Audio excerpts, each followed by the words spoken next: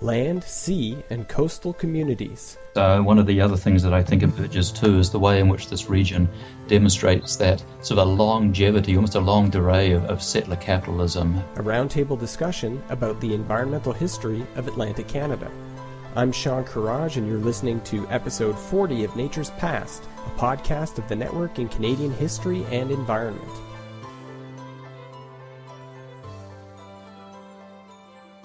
In many ways, Canada is a country of regions, and from a biogeographic perspective, it can be useful to take a regional approach to exploring its environmental history. In 2004, for example, BC Studies published a special issue on the environment of Canada's Pacific region, and earlier this year, Acadiensis Press published Land and Sea, Environmental History in Atlantic Canada, an anthology of essays edited by Claire Campbell and Robert Summerby-Murray that explores numerous aspects of the environmental histories of New Brunswick, Prince Edward Island, Nova Scotia, parts of Quebec, and Newfoundland and Labrador. The history of Canada's Atlantic coastal region offers a number of important insights into environmental history that are both representative of the greater nation-state of Canada and unique to the particular biogeographic conditions of the region. In some ways, Atlantic Canada shares much in common with the rest of the country as a British settler colony formerly colonized by the French and originally inhabited by a long-standing population of indigenous North Americans. From the 16th century to the early 21st century, Atlantic Canada experienced significant ecological transformations as different human communities inhabited the region and exploited its resources over the centuries. This is the broad subject of Land and Sea, and to learn more, I spoke with the editors and one of the authors from this new anthology. So I'm Robert Summerby-Murray at Dalhousie University. I'm Claire Campbell, currently on leave from Dalhousie University. I'm Bill Parento. I'm a professor at University of New Brunswick. Well, thanks for joining us, everyone. We're here to talk a little bit about the environmental history of Atlantic Canada, and specifically a new anthology that all of you participated in called Land and Sea, Environmental History in Atlantic Canada. And I just want to begin by asking Claire and Robert to give us a little bit of insight into the origins of this project, since you were the editors for the anthology. Well, casting my mind back through the mists of time, it's one thing that, really anthologies are always a bit of a surprise with and how long they can take, because how many participants, how many stages of editing. This, like most, started several years ago in about 2009. We had two, what we were calling ganong sessions, ganong lectures and afternoon seminars, where for 2 consecutive years, people from around the Maritimes had made their way to Dalhousie, and we had featured speakers. We had one point we did a field trip to Point Pleasant Park.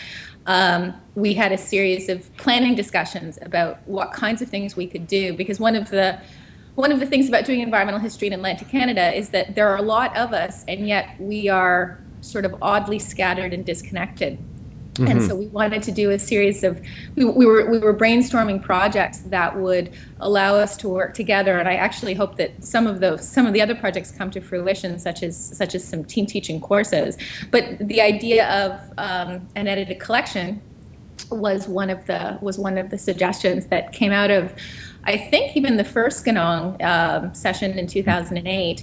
And then by 2009, Rob, I think, was designated definitely the editor, and I thought, somebody like John Sanlos or Aaron Keeling would be the logical choice as a partner. And here we are 4 years later. So, Rob, maybe you want to pick up on that. That says about me as a potential editor.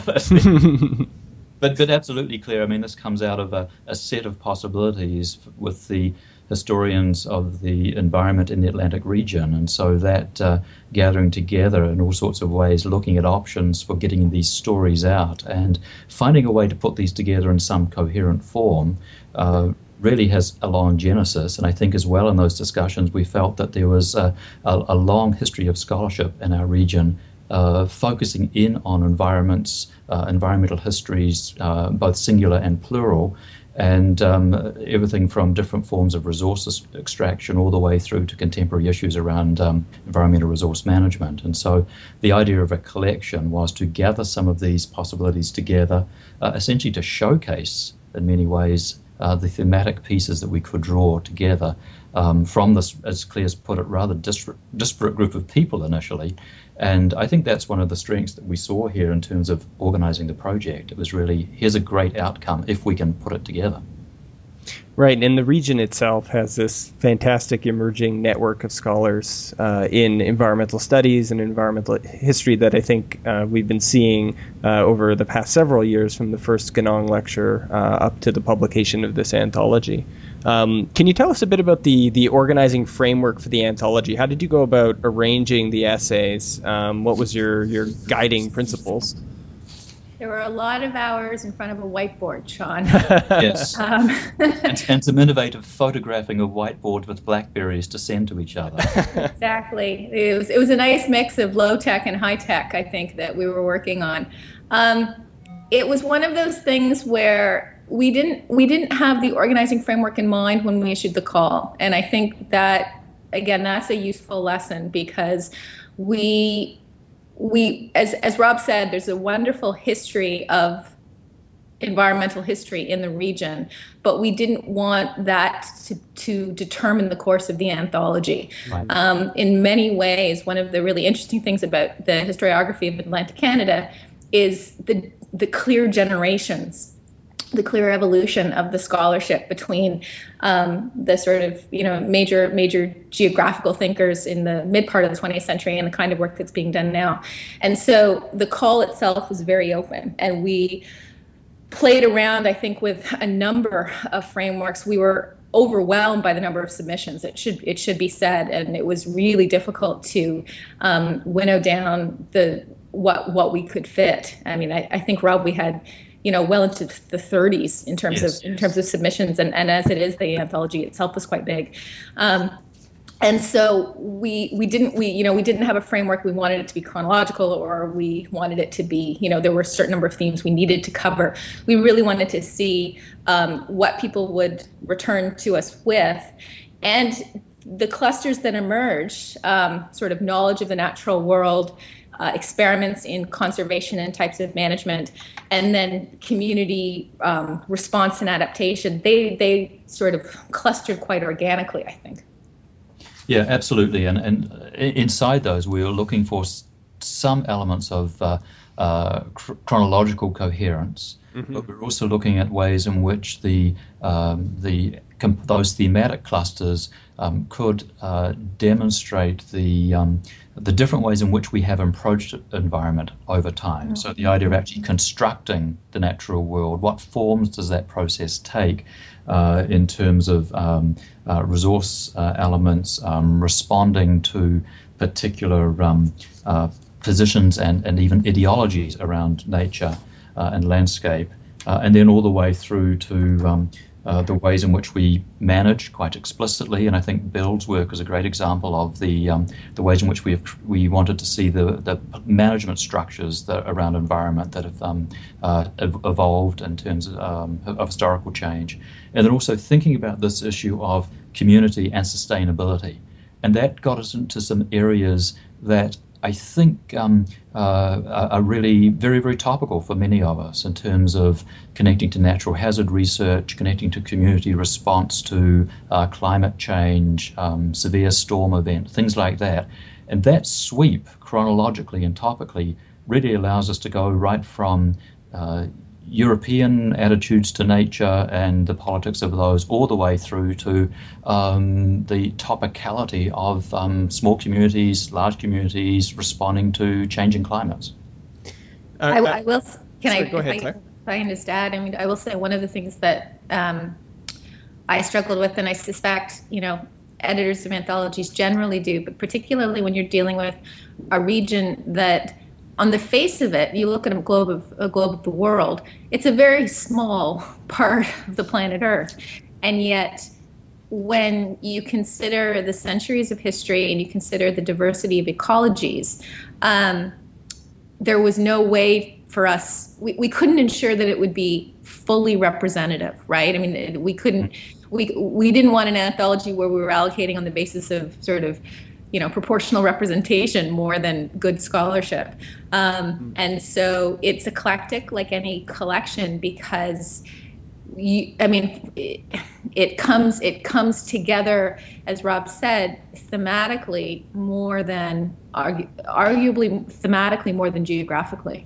Right, but that also means that as we looked at the selection of essays, we were also trying to ensure that the specifics of the essay are also connected to this broader theme. So in some cases, the essays themselves are really very, very detailed. I mean, we're looking at, let's take Jonathan Ludy's example, resource depletion in the Bay Bulls fishery, 1855 to 1863. Mm-hmm. Well, the challenge in there for the author and for us as editors is to be able to contextualize that wonderful piece of work in the broader discussion of conservation, environmental management, natural resource processing, so that it's no longer simply a case study, but in fact it allows us to inform many of the other processes that are at work inside a broader environmental history of the region.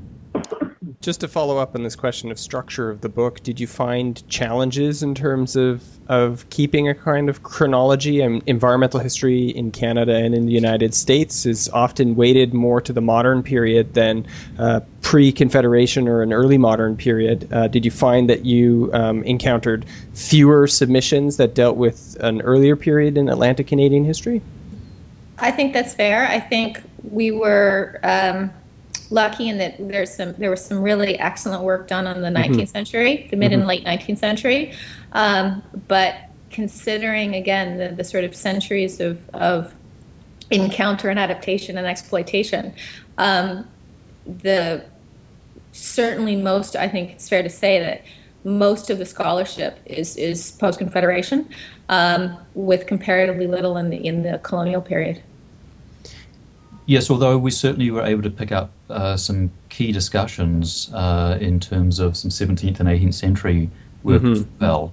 And I think these are nice bookends in terms of then connecting into perhaps the most contemporary of them relates back to deindustrialization, deindustrialized landscapes and environmental histories, and indeed using the eastern white cedar as a proxy for climate change. So that really has a broad sweep inside that, and I think that is probably one of the strengths of the collection, as it turned out, even though it was challenging for us as we tried to find the particular frame to put all those things in. And as you look at the contents page of the book that I have in front of me, I'm looking at this and then looking at the other notes that I have in the file in front of me, and we had all sorts of permutations in front of us as we tried to find the best way of connecting across a long time period.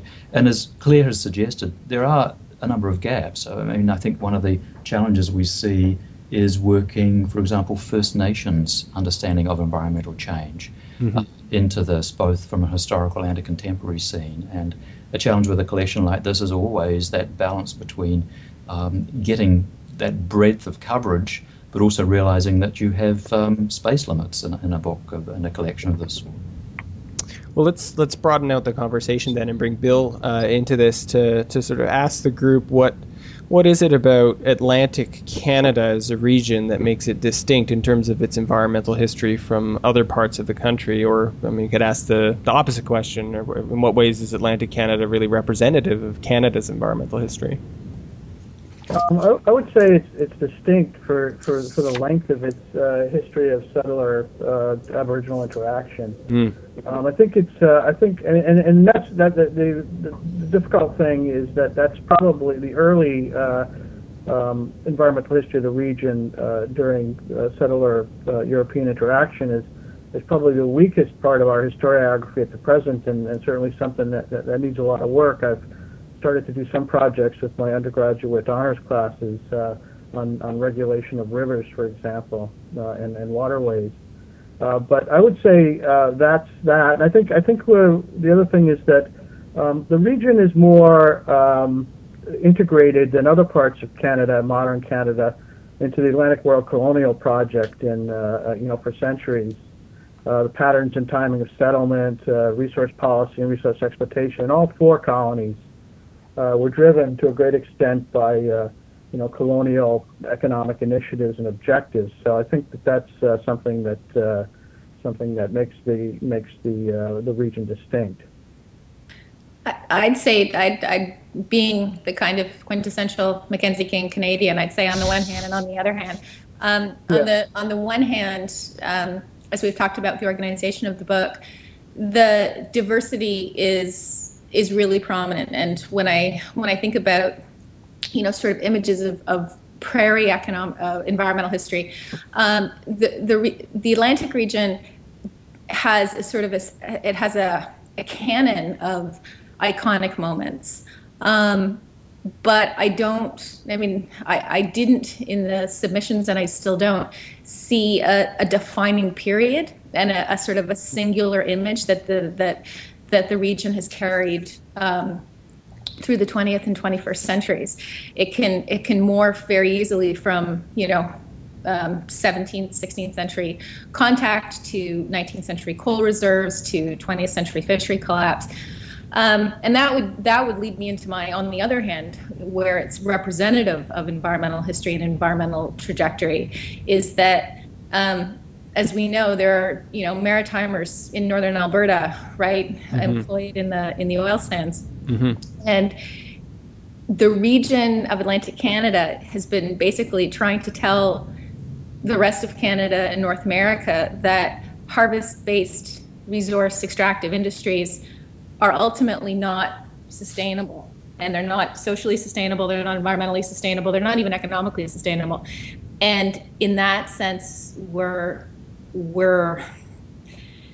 I don't want to say canary in the coal mine because it's such a bad pun in this context, but in that sense, we're out a little bit ahead from the other regions in terms of resource exhaustion and needing to move into, again, another generation of economic growth. And I think in that sense, that's what makes studying this region so valuable.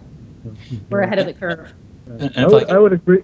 I would agree with Claire. I would also say that the hope is that we learn the lessons. And I'm some days pessimistic that we've actually learned those lessons ourselves here in Atlantic Canada, and I'll speak to that a little bit more later. But that's the only sort of caveat I would put to that. I generally agree with it. And I think those are excellent comments. One of the other things that I think emerges too is the way in which this region demonstrates that sort of a longevity, almost a longue durée of settler capitalism, and we could have used organising frameworks like that as well. And I think that this book, in many ways, is we hope a worthy successor to earlier studies of our region that have tended to be a little more ideologically driven, if I can put it that way. A number of the studies that may have come out of the work of prominent sociologists and economists. And I think one of the things that we've done here is try to see that diversity of a long project at work and to see the ways in which the region itself and its operation, both the economy and society and its politics, actually intersects with the physical environment. And so I'm actually looking back to an early set of notes that Claire and I put together as we tried to look at this discussion of the contribution and the significance in this region. And I'll read the title of the note. It says, quote, regionally informed or environmentally sympathetic, or was that regionally sympathetic and environmentally informed? And that's what we were trying to get at. How does this region itself, its environments, the distinctiveness of those environments, actually help us think about the way in which we have constructed region and therefore the historical processes that are at work in this region. I mean, I'm sympathetic to Claire's Mackenzie King point of view. Atlantic Canada is representative of the entire country, but idiosyncratic in its own ways. Did any of you see geographic idiosyncrasies to the history of Atlantic Canada's environmental history? For example, the scale of the hinterland for the Atlantic Canadian provinces is considerably smaller than the Western Canadian provinces and even Ontario and Quebec. Do you see that playing a role in making the region distinct in terms of its environmental history? I would think it's one of the reasons it's fallen under the radar to this point, for one, because again, so much of the Canadian language about environment is grand and grandiose and scale driven, and the kind of detail of muscle med digging on a PEI shoreline that has, I think, historically been lost a little. So I think in some ways the scale has worked against it, just like the scale has worked against it arguably in terms of the balance of power in Confederation since the 19th century. I don't know what other people would think about that. Yeah, Sean, I guess my response would be a little bit maybe it's off the mark, but we've thought about Atlantic Canada in different comparisons, I think, than with traditionally with Canada as a whole, and we traditionally have very strong ties here, especially in New Brunswick, but I don't think exclusively in New Brunswick, with New England as well. So, we've conceptualized it from the beginning of Acadiensis, which I edited for a number of years, too many, as the Atlantic region. So Acadiensis is the history of the Atlantic region, not the history of Atlantic Canada. And I was going and looking at Phil Buckner's, the founding editor's mission statement in 1971. And it clearly said that the Atlantic region included Saint-Pierre-Miquelon, the Gaspésie, and a large part of Maine. So we tend to make comparisons, on that basis as well, not simply with the larger Canadian narrative. And I wonder, I wouldn't want to be the person to try to integrate Atlantic Canada into the larger Canadian narrative of environmental history. I think that there are some uniquenesses to it. I think that there are also similarities within the region as well. So if I could just jump in on that point, I spent the winter semester at McGill in their Canadian, the McGill Institute for Canadian Studies, and I mean, I was coming at it from the east, and I was seeing McGill, the St. Lawrence, as part of a Gulf of the St. Lawrence project. And so much of the language in Canadian studies and in the Canadian project is basically Montreal westward, right? It's turned away from the Atlantic. Yeah. So you don't conceive of basically eastern Quebec and anything east of Lake Ontario as part of what is in fact the eastern shoreline. And I think that's if you stand in central Canada and you look east, the Canadian project starts to look very different. And I think another element of that are the highly regionalized economies that we have. I think if we look at the environmental history trajectories, if you like, what strikes me is the tremendous diversity, but the ways in which those are regionalized. So if we look at the significance of timber and fisheries, for example, and mineral resources to New Brunswick, if we look at the significance of fishery and agriculture and a deforested landscapes to Prince Edward Island, and obviously the significance of a coastal fishery, which in and of itself has its own quite microgeographies, right down to very, very small coastal communities, which are themselves quite fragmented. And so that's one of the big challenges here. And it's one of the debates I think we've had in this discussion is, are we talking about environmental history of Atlantic Canada? Environmental history in Atlantic Canada is what we settled on for the book, but we also talked about environmental histories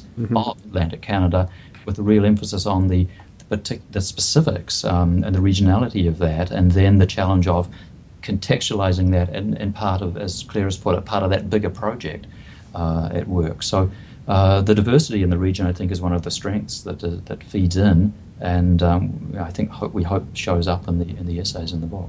Well, not to drill too finely into the idea of region, but maybe I can ask the group to speak a little bit about how cohesive the region of Atlantic Canada is. Did you find much interconnection between the four provinces, formerly colonies? I would say that for most of the human history of the region of the four colonies, well, not the four colonies, but most of the history, that's the period before European contact. There are significant similarities in the sense that all all of the region has a pretty low carrying capacity in terms of human habitation. There are significant similarities in terms of marine and terrestrial flora and fauna. Probably Newfoundland is the outlier in this pattern, in the sense that there were much fewer mammals and a narrower range of edible flora. But I think once you get to the point of European indigenous contact, then you start to see fragmentation. So, except for Nova Scotia, each of the three colonies settled on one major, on really overdependence on one resource. And of course, in Newfoundland, it's the cod fishery. In New Brunswick, it's the timber and then lumber trade. And then in Prince Edward Island, it's agriculture. So, and then Nova Scotia tends to be a mixture of the three. So you start to see more fragmentation during the European period, but that's a fairly narrow slice of the environmental history of the region. But even that, Bill, I think Bill's bang on in terms of his characterization, but even that's a commonality in that each provincial economy becomes increasingly singular and increasingly dependent on an export resource. Yeah, it's characteristic of resource frontiers, which is part of the colonial project. Or indeed a differential set of jurisdictional contexts in terms of legislation around environmental management. And I think there are two essays in the book that really highlight that in terms of Mark's work and Bill's work in terms of the way in which there are particular approaches taken by provincial governments to environment and environmental management.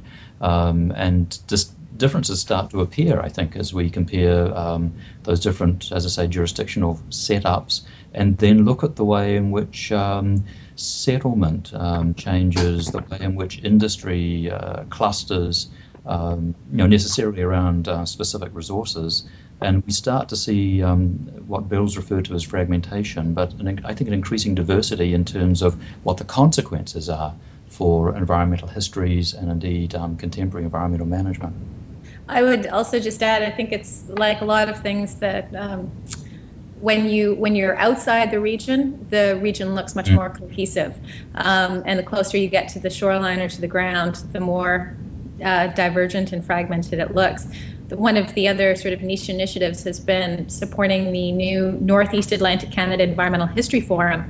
And when you have Atlantic Canadian historians and historians of the American Northeast, absolutely there are some pretty profound jurisdictional differences, but there are also some really remarkable cross-border parallels in terms of, as Bill said, carrying capacity, in terms of different industrial foci.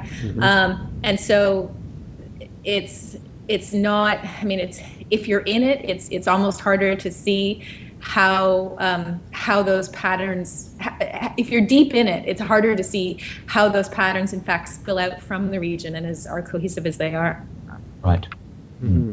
I like the way Bill put it too, in terms of the longer history, in terms of patterns of human relations with natural resources in the region of a pre-European world in which there's actually close similarity between the different areas of Atlantic Canada in terms of subsistence patterns of survival for people, and then a kind of fracturing of the relationship with natural resources as these resources get incorporated into, I guess, global networks of commodity exchange. But by the 20th century, are the regions not, did they not find themselves sort of reconverging in terms of patterns of subsistence and survival as the communities of New Brunswick and PEI and Nova Scotia and Newfoundland all become part of a much broader global network of consumer capitalism that greatly homogenizes the relationship with animals and plants as food?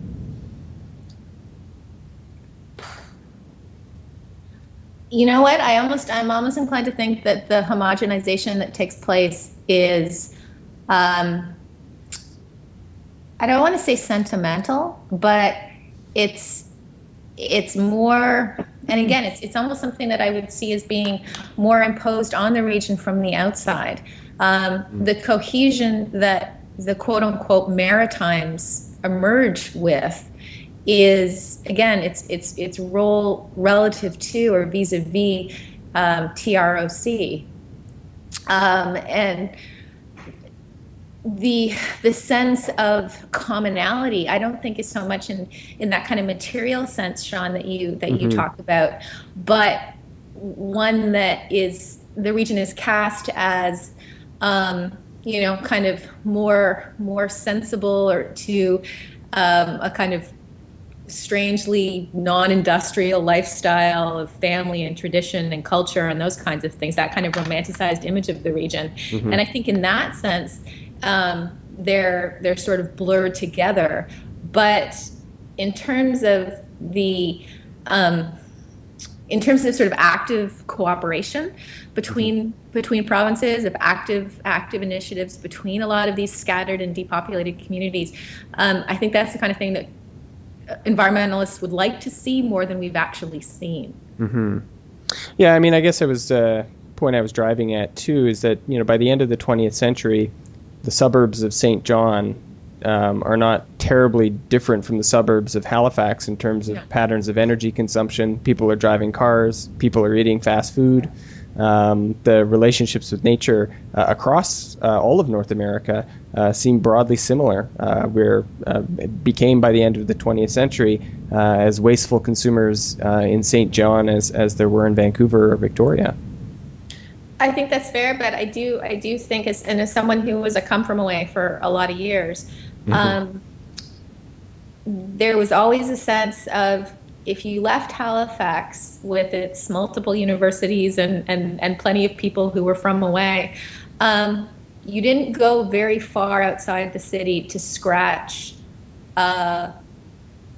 long-standing memory of earlier relationships with nature and earlier types of community. And I don't want to perpetuate, again, this kind of traditionalist image of the Maritimes, but I do think that one thing that has kept the Maritimes distinct in some ways from, say, suburbs of Okotoks, is a depth of memory that persists. And I think for a historian, that's really valuable. I think if I can just chime in there, I mean, I think Claire made this point in the introduction to the book as well, by focusing on the small settlement of Denmark, Nova Scotia, in terms of the memory that's actually built into the landscape. I want to add to that, though, that there's also a pretty active process for constructing the present environment, and we see it in the ways in which the Nova Scotia government quite explicitly developed a set of processes for tourism, obviously as well in Prince Edward Island, or latterly in New Brunswick. So I think the modernity that gets constructed in the late 20th century is really done quite actively. And there are elements of convergence around that, absolutely. And I think you're correct to point to suburban development, elements of urban development, consumer processes. Even some of the experiences with deindustrialization that are covered in the book, Yeah, and then the other thing that I think we also need to contextualize here is the elements of divergence that are apparent. So, who would have thought that the Newfoundland and Labrador economy would essentially and very quickly become such an energy-based economy, such that it is now a contributing economy economically to transfer payments in this country. And so there's a divergence that's emerged very quickly, and we're seeing those changes rapidly in the Newfoundland Labrador economy. We're seeing elements of that in the economies of New Brunswick, Nova Scotia, and to some extent PEI as well, as they tap into using migration as a resource, and using that to bring resources in from other parts of the country, notably Fort McMurray. So there are elements here, I think, that may even be pointing to greater divergence emerging at the present time, and that, I think, has challenges for us as managers and contributors to policy development. Well, maybe we can drill down now into one of the specific case studies. Bill, your particular essay in the anthology deals with forestry and progressive forest conservation in New Brunswick in the early 20th century. And could you tell us a little bit about how the emergence of progressive era conservation played out in the forestry sector in New Brunswick in the early decades of the 20th century? Yeah. I think it's a pretty standard story of progressive forest conservation, in the sense that it really does fit into the broader movement that was sweeping across North America, starting about 1890 and coming to a head around the end of the First World War. when New Brunswick passed its first Forest Fire Act. So if you look at things like, there's resource depletion in New Brunswick as there is in the northeast part of North America. There's the opening of a forestry school, the realization that the forest resources of the province are finite and can be destroyed, but they're also renewable. So all those things happen, and then the sort of climax of that is the first modern forest fire and Forest Fires Act. I mean, the thing that I found and why I wrote this particular piece for the book was that nobody had really written on the subject in Atlantic Canada. Even though, from a larger North American perspective, it's one of the earliest and most prominent topics in the field of North American environmental history. Mm-hmm. So first off, I really wanted to write something that situated the New Brunswick experience and the regional experience within that larger context. Mm-hmm. But I also wanted something that was teachable. I wanted something that was accessible to an upper-level undergraduate course that I could teach in conjunction with discussions of the Progressive era, because the forest conservation crusade was probably in Canada the most prominent of the progressive issues in terms of natural resources. So that was the first objective. But secondly, I wanted to emphasize a few aspects of the New Brunswick experience that I think contributes, or potentially anyway contributes to this literature, which is large and of long duration, as I said. Well, the first one is that I wanted to make very clear the point that forestry as a discipline, much like other engineering disciplines, was intimately tied to the development of modern corporations. So, there's this massive consolidation movement around the turn of the century, and that's just when foresters are starting to try to assert themselves as a forestry as a discipline and foresters as a profession. And so that's it's not coincidental, and forestry as a science, as a discipline, really struggles for professional legitimacy in at least the first 2 decades of its creation in the form of forestry schools. Mm-hmm. So they really need allies within this new emerging kind of corporate model of forest management to advance the profession and to create jobs within bureaucracies and within private industry. Mm-hmm. What industry gets from this is they get a sort of technical scientific legitimation for changing forest policy in various places to be more amenable with this large, capitalized, vertically integrated corporate model of forest resource exploitation, which involves much larger concentration of resources in fewer hands, mm-hmm. and changes to various state processes. So that's the first part. The second part was that I wanted to show how for heavily forest-dependent communities, this linking of arms between the emerging forestry profession and this new corporate model had the potential, in fact, in New Brunswick, did alter the form and function of the provincial state. So, mm-hmm. What we see in New Brunswick, and I expect elsewhere, is with the new Forest Acts and Forest Fire Act that comes in 1918, you see the old Crown Land Department rebranded as the Department of Lands and Mines. In the following 2 decades, the institution does several things. One thing is it institutes civil service reform, which takes politics out of the administration of the forest. Well, one of the problems in New Brunswick from a modern corporate perspective is that access to the forest and benefits from forest exploitation were distributed through the party system. So if you were, for example, a conservative lumberman, mm-hmm. Affiliated with the Conservative Party, you did very well when the Conservatives were in power. And then, you might not do so well when the Liberals are in power. So they wanted to take it out of the legislature. They wanted to take that internal control of the forest policy within the state political apparatus and institute civil service reform and create long-term legal contracts to make sure that, in a sense, they're always in power, regardless of what party's in power. So that's what I wanted to show. And the last part I wanted to show is that after the new Forest and Forest Fires Act, the Department of Lands and Mines, the forest bureaucracy, started to make the conversion from being, revenue generating apparatus for the state to a service agency for industry. So in the period from 1918 to 1922, fully 40% of provincial revenues came from Crown land fees paid by forest entrepreneurs. Mm-hmm. By 1939, that was down to the low teens. Mm-hmm. So that's a lot of it has to do with state sponsorship of forest fire protection, which is for the benefit essentially, which is controversial, believe it or not. But it's also for the benefit of fewer and fewer Crown land leaseholders. Mm-hmm. I mean, even in that earlier period, that's quite extraordinary percentage of the provincial budget coming from the forestry sector. It is. I mean, there is an overdependence on forest production in New Brunswick. There's no doubt about that. Mm-hmm. I mean, the 1920s changes things significantly because you have the gasoline tax coming in, and of course you have the temporary income tax coming in, mm-hmm. Which proved to be not so temporary. But so I think that this sort of framework I think can be applied to varying degrees to other jurisdictions, particularly in the American Southeast after the after 1900 and on the west coast of Canada and the United States. So that's a point that I wanted to make that I think contributes to the literature. It's maybe not exactly new, but it's a renewed kind of and more intensified emphasis on these sort of structural materialist issues. Mm-hmm.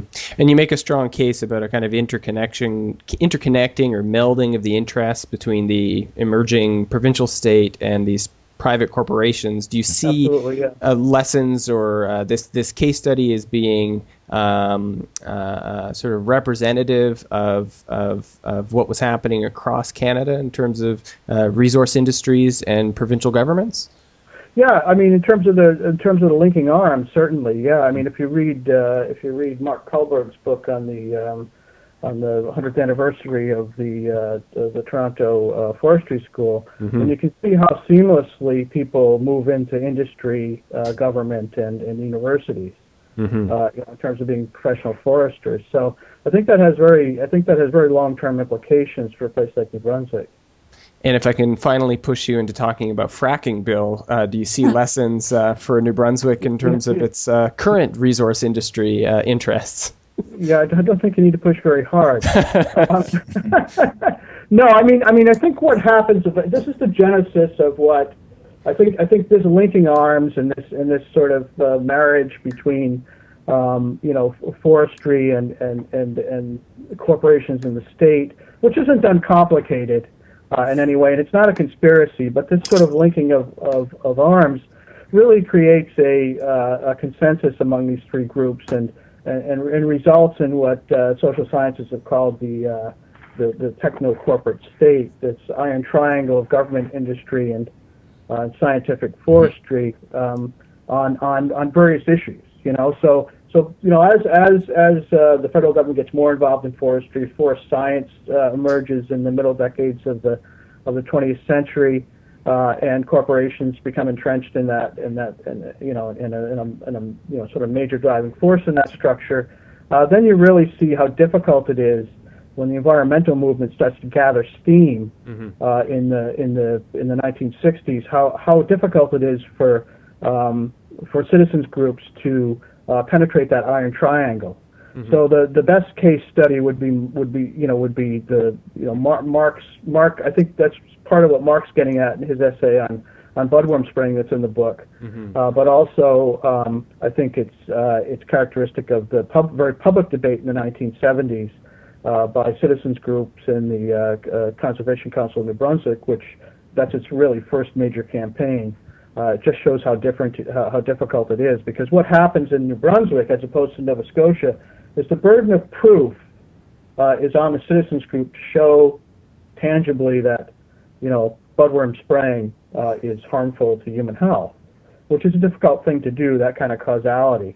Mm-hmm. Whereas in Nova Scotia, they'd rejected the chemical solution for 30 years, and when they tried to introduce it in the 70s, and this was Elizabeth May's first major campaign, the burden of proof was on the companies and the state to show that it wasn't harmful to human health, and they'd seen what was going on in New Brunswick. So So I think that's a lesson for New Brunswick, and I think it's also a lesson for us in terms of the whole fracking debate.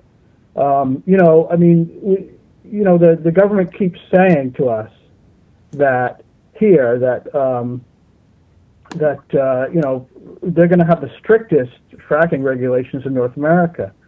Well, I'm sorry. I studied natural resources in New Brunswick from the beginning, and there's never been a case once where New Brunswick had the strongest, natural resource regulations in terms of the environment, in any industry. And I don't expect that to happen now. And in fact, there's also a significant divergence between the actual regulations that are passed and the enforcement of those regulations. So, the pulp and paper industry has been allowed to pollute the air and the water for 60 years, and occasionally there's a nominal fine paid when the mess gets too big, or in various cycles of public agitation. So I would say fracking is a situation where it's difficult to believe that New Brunswick, of all places, is the jurisdiction where we're going to have sensible and effective regulations around fracking.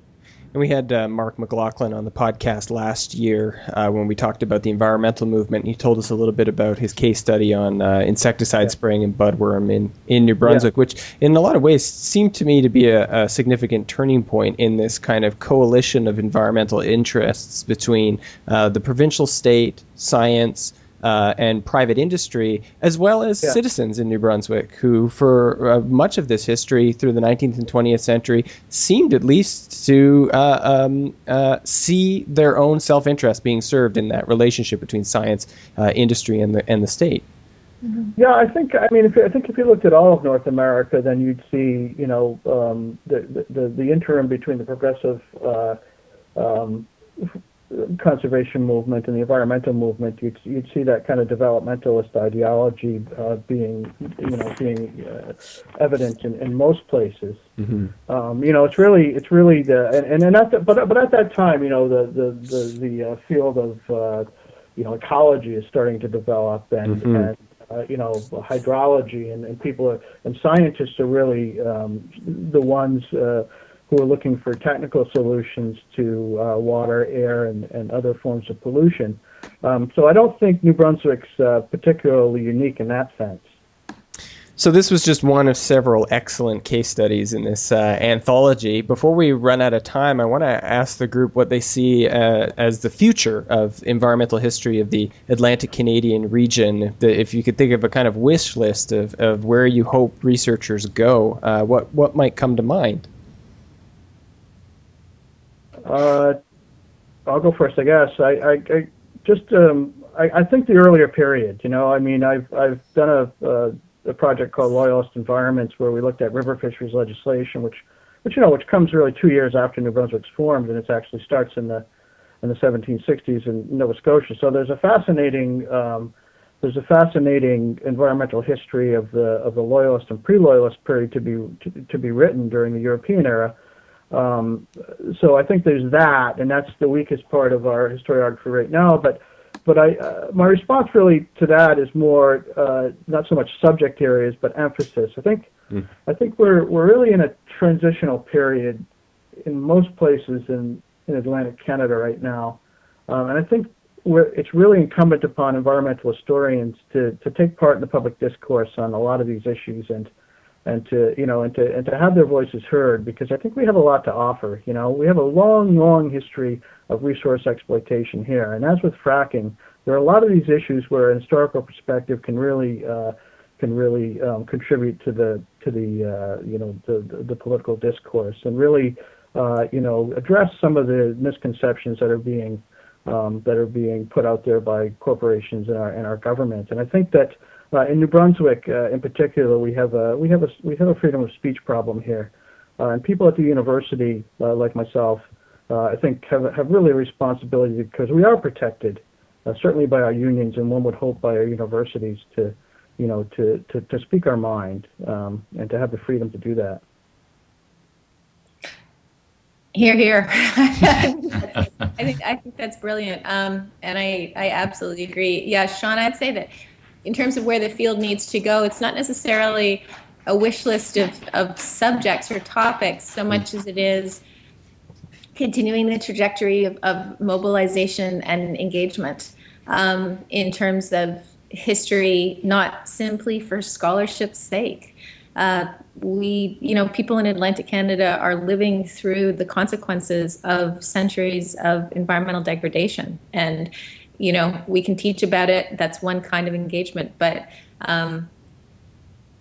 being as honest and as frank as we can about the costs of those things, especially when we see, because we see it in Nova Scotia as well, governments committing, again, in Mackenzie King-like, both to green initiatives and to unprecedented offshore, for example, or other kind of resource projects, or sustaining, unsustainable pulp mills, that kind of thing. So the having even come to the end of the line on some major resource-based industries, like, the classic example of the coal closing in Cape Breton, has only partly dislodged the trajectory of the region and the mindset that the next big thing is just over the hill or just off the Scotian shelf.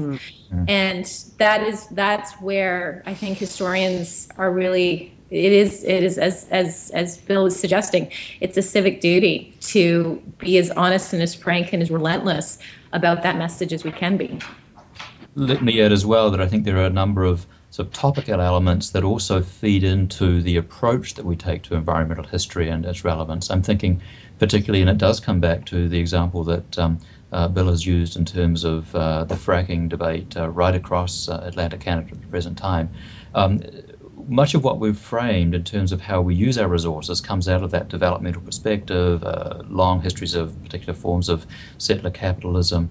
And there's a piece for First Nations that I think is assuming a much greater, not just political importance, so that we certainly see that in many parts of the country at the present time, but also helping us to reconceive of the nature of environment and how we frame it. And that has to then feed into the sorts of discussions that we have as academics, our role in contributing to policy development, and the way in which we can broaden that whole discussion about what the environment is. And as we get a better handle on that, we're in a much stronger position to contribute to policy development. So one of the things that I think we've all been engaged in a variety of our discussions is how do we take the examples that we have here in our own research and find outlets for those in such a way that we can be seen to be influencing the way in which forest policy operates, or mining policy, or even the ways in which several green initiatives for urban communities operate. And we do have the advantage as environmental historians of this long approach and a long sense of the broader processes that have been at work in our region and the context for those more broadly. And so there, as I think was Claire used the word responsibility a few minutes ago, and I think that responsibility comes from much of this what I would see as a geographer, that sort of accretion in the landscape of environmental change that we carry forward. Yeah. Well, I think there's a lot more to be said about the environmental history of Atlantic Canada, but listeners should first pick up a copy of Land and Sea, Environmental History in Atlantic Canada. I want to thank you, Robert, Bill, and Claire for sharing some of your thoughts on this fascinating new anthology and some of the broader thoughts on the environmental history of this region of Canada. John, if I could just continue that plug just a little bit, the book can be ordered from the Acadiensis, which is easily accessible on the internet. So. Absolutely, and we'll be linking to that site on our show notes for this episode. Thanks, everybody. Thanks very much, Sean. Thanks, Sean. Nature's Past is produced with support from the Network in Canadian History and Environment. This episode was made by Claire Campbell, Robert Summerby-Murray, Bill Parenteau, and me, Sean Courage. Music for Nature's Past was licensed by Creative Commons. For details on the artists, please take a look at our show notes page at niche-canada.org/naturespast, where you can download new episodes, subscribe to the podcast through iTunes, and leave us comments. Please let us know what you think about the podcast, and don't forget to rate and review this podcast on our iTunes page. You can also follow us on Twitter at twitter.com/naturespast. You can always get the latest information on events in the environmental history community from the Niche website at niche-canada.org. And you can find out more about the topics we discussed on this episode on our show notes page. To keep up with current work in the field of environmental history, I encourage listeners to download our iOS app, which works on iPhone, iPod Touch, and the iPad. You can get the app at niche-canada.org/envhist. That's ENVHIST. Thanks for listening, and we'll be back soon with another episode of Nature's Past.